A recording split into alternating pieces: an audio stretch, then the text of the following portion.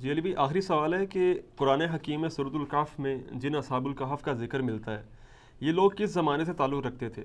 کیا یہ انبیاء کرام علیہم السلام تھے یا ان کے صحابہ کرام علیہم رضوان تھے؟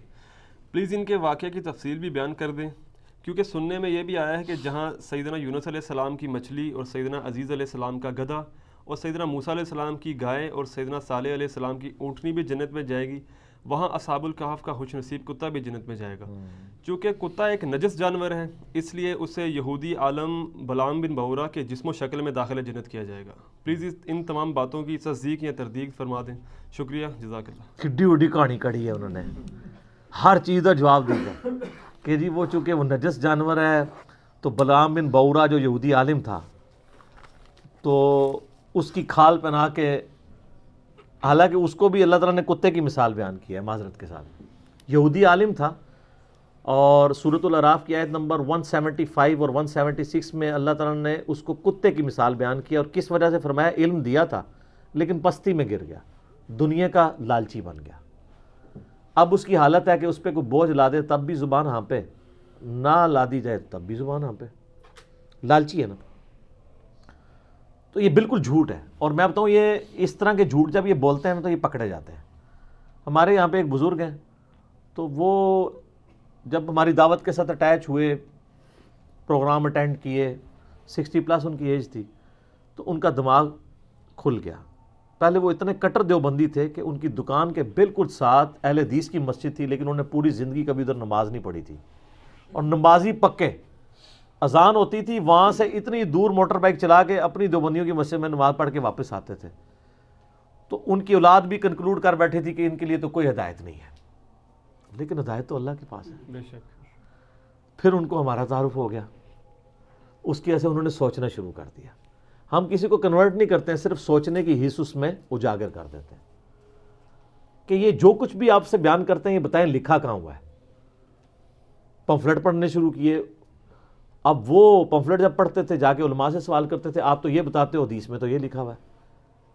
تو پہلے تو علماء برداشت کرتے رہے کہ پرانا بندہ ہے، مسجد کا بانی ہے، اگنور کرو، چندہ بھی آ رہا ہے، اگنور کرو۔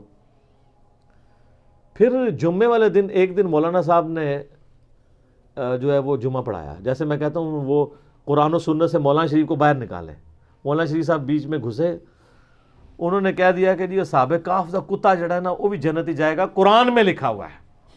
اندازہ کرو، قرآن میں نہیں لکھا ہوا، مولانا شریف میں لکھا ہوا ہے۔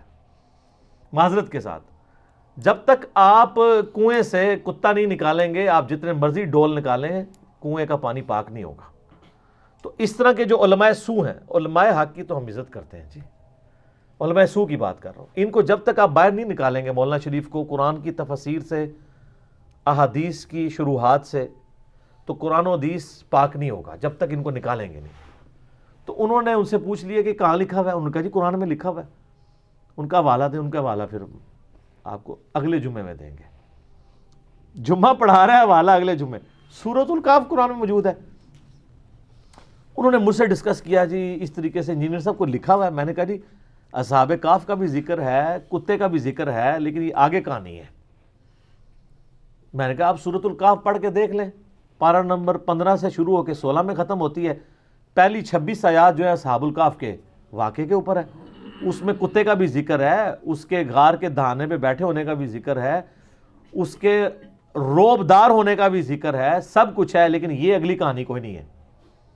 ان کا جی کانفیڈنٹ ہے؟ میں نے کہا ہاں، آپ قرآن خود، انہوں نے قرآن پورا خیر پڑھا تو کچھ نہ ملا، وہ اگلے جمعے پہنچے، تو وہ پھر آپ کو پتہ ہے اس سے اگلے جمعہ کرتے کرتے تھیندے پھر تھیں گے، ان کو سمجھ آ گیا کہ یہ معاملات بگڑ گئے، پھر آہستہ آہستہ اللہ نے ان کو ہدایت دے دی۔ تو اب یہ حالت ہے کہ کام تو وہ لکڑی کا کرتے ہیں، لیکن کوئی مولانا شریف بھی ان کے ساتھ نہیں بیٹھ سکتا، ٹھیک ہے، 70+ ان کی ایج ہے، کسی مدرسے سے نہیں پڑھے ہوئے، صرف وہ جھوم جھوم کے کہتے ہیں کہ نہ میں وہابی، نہ میں بابی، میں ہوں مسلم علمی کتابی۔ تو کئی وہ لوگ کہتے ہیں نا کہ جناب علی بھائی نے تعلیم بالغاں شروع کر دی ہے، یعنی مولویوں کو بھی پڑھنے میں ڈال دیا ہے کہ اب مولویوں کے مقتدی جنہوں نے پوری زندگی سہمی ہوئی زندگی گزاری تھی ان کے سامنے، آج ان کے سامنے جب وہ لوگ پوچھتے ہیں کہ کہاں لکھا ہوا ہے تو جواب نہیں دیتے، وہ کہتے ہیں کیڑے اسٹیشن تو بول رہے ہیں، پتہ لگ گیا تو یہ اصحاب کہف کے بارے میں، حضرت عزیر کے گدھے کے بارے میں، اصحاب کہف کے کتے کے بارے میں، یونس علیہ السلام کی مچھلی کے بارے میں، اور بھی چیزیں ہیں نا سر. سلیمان علیہ السلام کا ہدہد، وہ تسی نہیں پڑھیا. اور بڑی ساری چیزیں انہوں نے بنائی ہوئی ہیں. حضرت ابراہیم علیہ السلام کا مینڈا، وہ سارے کہتے ہیں جنت ہی جان گے. سر کوئی جنت میں نہیں ہے. صحیح مسلم میں بس اتنا ہے کہ قیامت والے دن اللہ تعالیٰ جانوروں کو زندہ کرے گا. اگر بغیر سینگ والی بکری کو سینگ والی بکری نے دنیا میں سینگ مارا ہوگا تو اس کو بس بدلہ دلوایا جائے گا، اس کے بعد ان کو برابر کر دیا جائے گا. جانور کوئی جنت میں نہیں جائے گا. جنت ساڑھے ابا جی دی ہے، سیدنا آدم علیہ السلام. ٹھیک ہے، جانوروں کی میراث نہیں ہے جنت.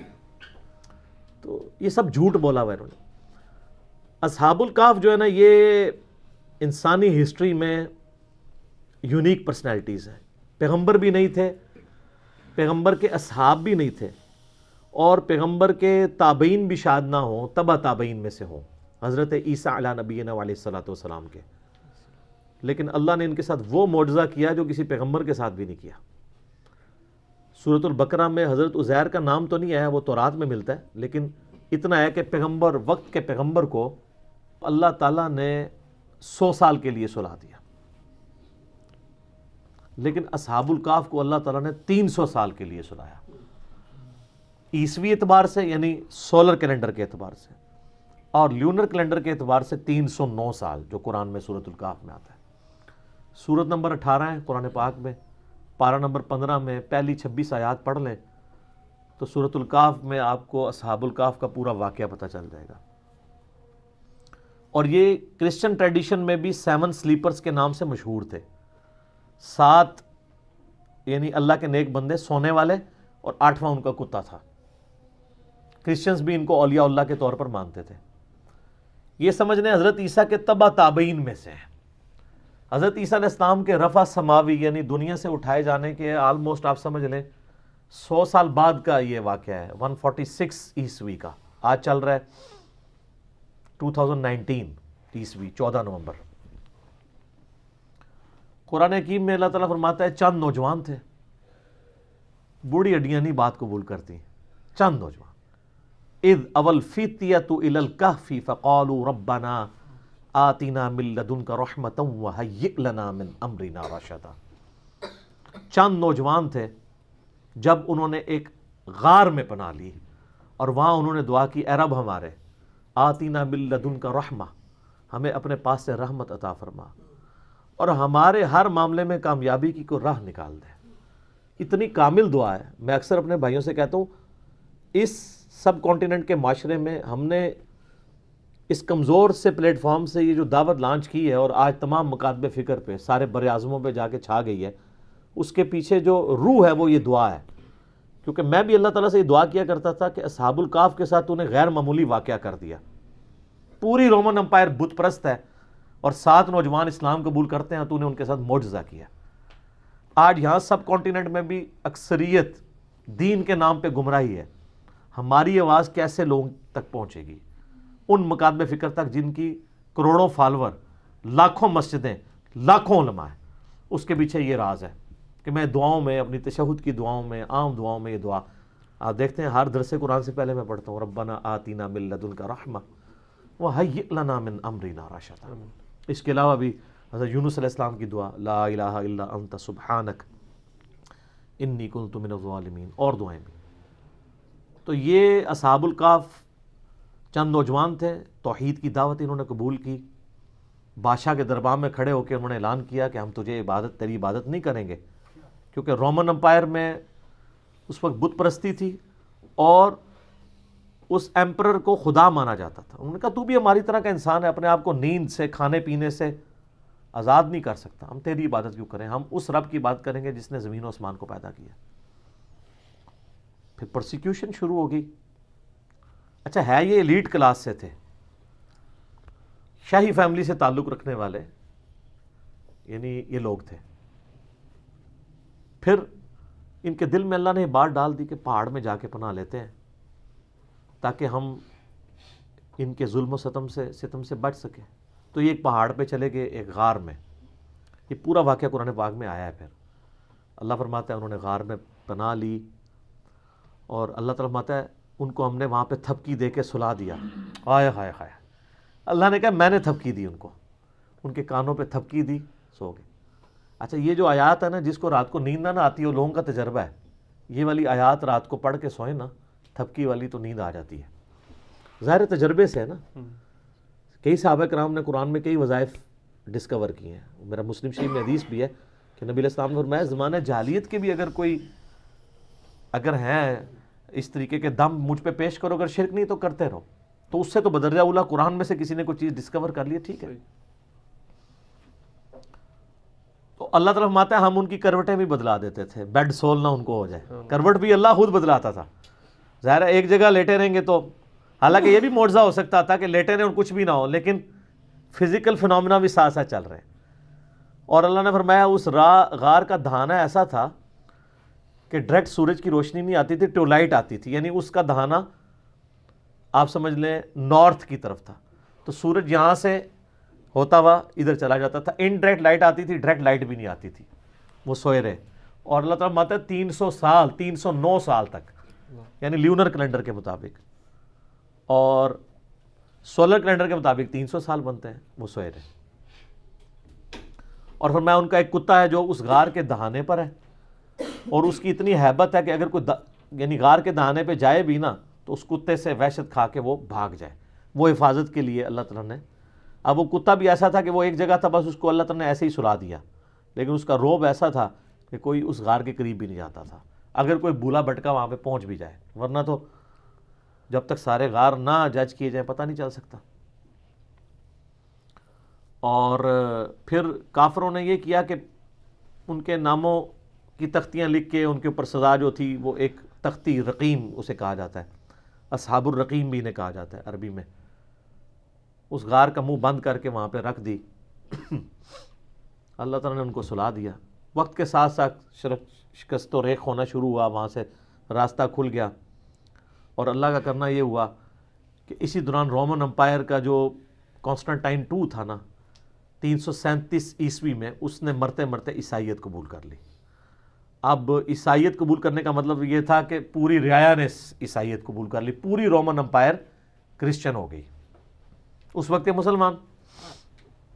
یعنی حضرت عیسیٰ علیہ السلام کے اٹھائے جانے کے 300 سال کے بعد, ورنہ ان 300 سالوں میں عیسائیوں نے بڑے ظلم اٹھائے ہیں ان بت پرستوں کے ہاتھ, وہ تو ایک پوری داستان ہے. تو اب وہ جب اٹھے تو وہ آپس میں کلام کرنے شروع ہو گئے کہ ہم کتنی دیر سوئے ہیں, دن یا دن کا کچھ حصہ. ان کو آئیڈیا نہیں ہوا, کیونکہ علم غیب نہیں تھا اس زمانے میں ہوتا. ان کو حضرت عزیر علیہ السلام کو نہیں پتا چلا میں 100 سال سویا رہا ہوں, ٹھیک ہے. تو اللہ تعالیٰ نے ان کو سلا دیا. اب اٹھے تو انہوں نے خیر آپس میں کیا, پھر انہوں نے کہا چلے ایک بندے کو بھیجتے ہیں. اب جیسے اچھا 300 سال بھوک نہیں لگی, اٹھے تو بھوک لگ گئی, تقاضے شروع, وہ معجزانہ طور پہ سوئے ہوئے تھے. تو انہوں نے وہ اشرفیاں دے کے ایک بندے کو بھیجا اور کہا دیکھنا کوئی پاکیزہ مال لے کے آنا ہے, کوئی ہم تو حرام کا کوئی مال نہیں کھائیں گے. شریعت ساتھ ساتھ چل رہی ہے, اور وہ یہ سمجھ رہے ہیں کہ بادشاہ کا دور ہے, چھپ چھپا کے. ان کو تو پتہ ہی نہیں ہے کہ سر 300 سال گزر چکے ہیں, اور رومن امپائر جو ہے وہ ان کا دین وہی ہے جو ان کا دین ہو چکا ہے. اب وہاں جب پہنچے تو وہاں انہوں نے حالات بدلے ہوئے دیکھے. کسی دکان سے وہ خریداری کرنے لگے تو وہ جب اس نے پرانے زمانے کے سکے دیکھے, اس نے کہا لگتا ہے کہ اس بندے کے ہاتھ کو خزانہ لگ گیا. شور مچ گیا, اس کو پکڑ کے لے گئے. تو آہستہ آہستہ پھر ان کی حقیقت کھل گئی کہ یار یہ تو وہ لوگ ہیں. پتہ تھا ان کو کہ اس طرح 7 سلیپر کسی غار میں سوئے ہوئے ہیں, تو وہ تو پھر وہاں کے اولیاء اللہ ڈکلیئر ہو گئے. پھر اللہ تعالیٰ نے فرمایا کہ اس واقعے کے ذریعے ہم نے ان لوگوں کا ایمان بھی مضبوط کیا کہ اللہ تعالیٰ مرنے کے بعد زندہ کر سکتا ہے, کیونکہ اس حوالے سے کوسچنز شروع ہو گئے تھے, اللہ تعالیٰ مردوں کیسے اٹھائے گا. یہ بہت بڑا معجزہ تھا کہ 300 سال بعد اللہ تعالیٰ نے ان کو اٹھا لیا. اس کے بعد پھر صرف اتنا ہی ملتا ہے کہ لوگوں نے یعنی ارادہ کیے, بعض لوگوں نے کہا کہ اس پہ ہم مسجد بنائیں گے, یہ کریں گے, بعض نے کہا یہ کریں گے. بہرحال ان کی غالب اکثریت انہی کی تھی جنہوں نے اس پہ مسجد بنا لی, جس سے وہ مزارات پہ مسجد کا ثبوت بھی لیتے ہیں. اور اس پہ میں نے کلپ ریکارڈ کرا کے اس کا جواب بھی دیا. آج میں اس مزے کو تیکھا نہیں کرنا چاہتا, اس ٹاپک کو میں چھوڑتا ہوں. بال پھر انہوں نے یار دعا کی. قرآن میں تو بس اتنا ہی ملتا ہے. اور اللہ تعالیٰ نے ان کی پھر وہاں سے روح نکال لی, فوت ہو گئے. لیکن وہ کرسچن ٹریڈیشن میں اولیاء اللہ کے طور پہ مشہور. ابھی بھی آپ دیکھیں قرآن کے تاریخی مقامات پہ لوگوں نے ویڈیوز بنائی ہوئی ہیں, وہ کبھی کسی غار کو ڈکلیئر کرتے ہیں، وہ اب کسی کو نہیں پتا وہ کون سا غار ہے. بعض لوگوں نے تو ان کی ہڈیاں بھی نکالی ہوئی ہیں کہ یہ جی ان کی ہڈیاں ہیں، وہ اللہ کو پتہ ہے کدھر ہے. یہ اللہ تعالیٰ کی طرف سے بہت بڑا معجزہ ہوا ان کے لیے، توحید والے تھے. لیکن اللہ تعالیٰ نے اس قصے کو بڑا لائٹلی بیان کیا ہے. اس حوالے سے اللہ نے کہا ام حسبت ان اصحاب الکہف والرقیم کانوا من آیاتنا عجبا، کیا تم یہ گمان کرتے ہو کہ یہ جو اصحاب کہف اور اصحاب رقیم تھے یہ ہماری قدرت کی کوئی عجیب نشانی ہے؟ کوئی عجیب نہیں ہے، اللہ تو اس سے بڑے بڑے کام کر رہا ہے. ہائے ہائے ہائے سر، اسی لیے میں کہتا ہوں کائنات میں ہونے والی ہر چیز معجزہ ہے، لیکن ہم ان معجزوں کے عادی ہو چکے ہیں. سر، انڈے سے چوزا نکلنا یہ اصحاب کہف کے 300 سال بعد اٹھنے سے بڑا معجزہ ہے. انڈے میں دور دور تک ہمیں کوئی چیز نظر نہیں آتی کہ اس سے اتنا خوبصورت چوزا نکلے، اس کی اتنی ایروفائل پیاری سٹرکچر ہو پروں کی، اس کے اندر گردہ ہو، دل ہو. یہ تو پھر میرا فیوریٹ ٹاپک ہے، گھنٹوں لگ جائیں گے. لیکن ہم اس معجزے کے عادی ہیں. ایک بے قدر بیج کا 6 ارب گنا بڑا درخت بن جانا یہ اصحاب کہف کے معجزے سے بڑا معجزہ ہے.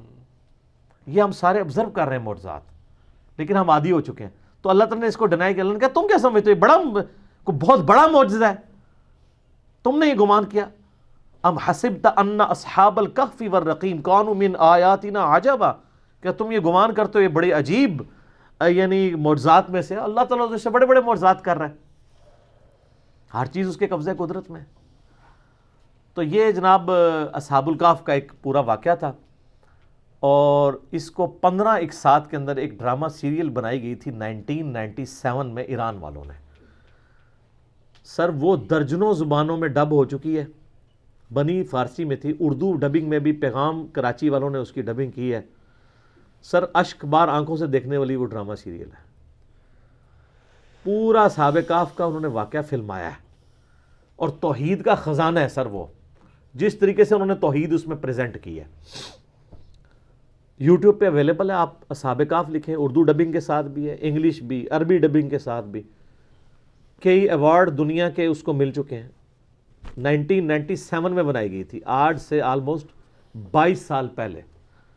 آج بھی دیکھیں آپ جناب، آپ دل کرے گا کہ ایک دن میں اس کو ختم کر کے اٹھیں، جس طریقے سے انہوں نے اس کو فلمایا. تو یہ بڑی ایک ناانصافی تھی کہ میں اصحاب کہف کا ذکر کروں اور ایران والوں کی اس فلم کا ذکر نہ کروں، جو انہوں نے واقعی اس طرح فلمائی ہے کہ اس زمانے میں انہوں نے پہنچا دیا.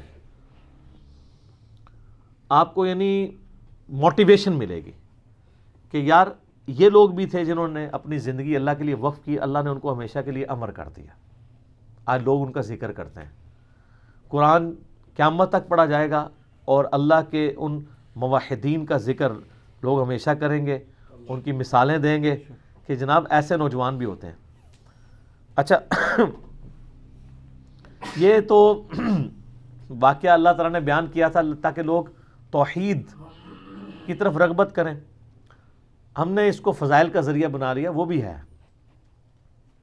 صحیح مسلم میں حدیث ہے جو سورہ کہف کی پہلی 10 آیات حفظ کر لے گا دجال کے فتنے سے بچ جائے گا. تو کبھی اس پہ غور کریں کہ دجال کے فتنے کا اس سے کیا تعلق ہے. صحیح بات. اس لیے کہ اس کی جو 10ویں آیت ہے وہ اذ اول فتیۃ الی الکہف فقالوا ربنا آتنا من لدنک رحمۃ وہیئ لنا من امرنا رشدا. اللہ تعالیٰ نے جب کوئی کامیابی کی راہ نظر نہیں آتی تھی، اصحاب الکہف کے لیے کامیابی کی راہ نکال دی. تو دجال کے فتنے کے خلاف بھی جس کو یہ 10 آیات یاد ہوں گی اس کے لیے بھی کامیابی کی راہ نکل جائے گی. تو یہ یاد اسی کو ہوں گی جو روزانہ پڑھے، اسے وقتاً فوقتاً پڑھتے رہیں، خود بخود زبانی یاد ہو جائیں گے.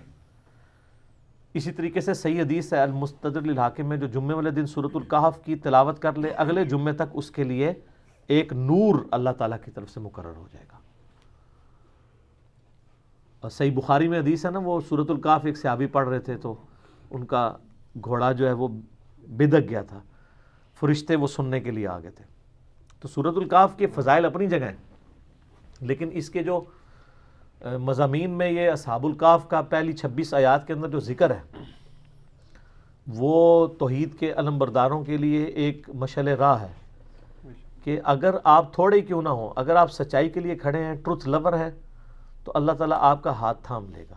دنیا میں نہ بھی تھامے، آخرت میں ہمیشہ کی کامیابیاں تو آپ کا مقدر ہوں گی نا انشاءاللہ تعالیٰ. اس لیے گھبرانا نہیں ہے، سچائی کے ساتھ کھڑے رہنا ہے، اور کبھی پرواہ نہیں کرنی اس حوالے سے. تو اس کے ساتھ جو باقی سٹوریاں وہ جوڑ دیتے ہیں وہ ساری کی ساری غلط ہیں. تو ایک دفعہ میں ریکویسٹ کروں گا کہ سورۃ الکہف جو لوگ جوانی سے ابھی تک اس کو پڑھ رہے ہیں جمعے کے وظیفے کے طور پہ، ایک دفعہ ترجمہ بھی سر کھول کے پڑھ لو. اور آپ نے مزید مزہ لینا ہے تو میری جو 9 سالوں کے اندر قرآن کی تفسیر ریکارڈ ہوئی ہے اس میں سورہ کہف پہ تو میرا بہت لمبے لیکچرز ہیں. اس میں تو کئی ایک مضامین ہیں. ذوالقرنین بادشاہ کا واقعہ ہے، قصہ خضر و موسیٰ ہے. اس کے علاوہ اس کا جو مرکزی ٹاپک ہے وہ دنیا کی محبت کی مذمت ہے جو اصل چیز ہے. اور اس میں اللہ تعالیٰ نے کئی ایک واقعات بھی اس میں بیان کیے ہیں، مثالیں بھی بیان کی ہیں. تو سورۃ الکہف کو کبھی ترجمے سے بھی پڑھ کے دیکھیں کہ اس کے اندر کیا کچھ بیان ہوا ہے. ٹھیک ہے جی، اسی پہ کنکلوڈ کرتے ہیں. بقیہ سوالات انشاءاللہ اگر کوئی بچ گیا تو اگلی دفعہ انشاءاللہ تعالیٰ. اللہ تعالیٰ سے دعا ہے جو حق بات میں نے کہی اللہ تعالیٰ ہمارے دلوں میں راسخ فرمائے. آمین. اگر جذبات میں میرے منہ سے کوئی غلط بات نکل گئی اللہ تعالیٰ ہمارے دلوں سے محو کر دے آمین. اور معاف بھی کر دے. آمین. ہمیں کتاب و سنت کی تعلیمات پر عمل کر کے دوسرے بھائیوں تک پہنچانے کی توفیق عطا فرمائے.